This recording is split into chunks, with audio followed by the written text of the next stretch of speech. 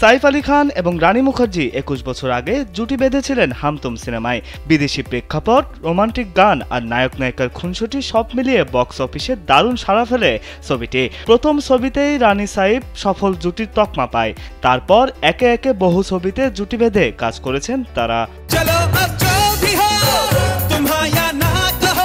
কিন্তু জানেন কি, ছবিটিতে রানীর বিপরীতে প্রথমে সাইফের কাজ করার কথা ছিল না। প্রথমে নায়কের চরিত্রে ভাবা হয়েছিল ঋত্বিক রোশনকে, কিন্তু তিনি তখন রাজি হননি। তারপর করণের চরিত্রে অভিনয়ের জন্য প্রস্তাব যায় আমির খানের কাছে। স্যান্ডেলিনা সো, রূপচর্চায় আভিজাত্য। বলিউডে রানী আমির জুটি বরাবরই হিট। তাদের ঝুলিতে রয়েছে একাধিক হিট ছবি, সেই সঙ্গে হিট গান। তাই আবারও রানী আমির জুটিকে ফেরানোর পরিকল্পনা করেছিল প্রযোজক সংস্থা। কিন্তু কেন রানীর বিপরীতে কাজ করতে রাজি হলেন না আমির? না সিনেমার কাস্ট বা প্রযোজনা সংস্থা নিয়ে কোনো সমস্যা ছিল না অভিনেতার।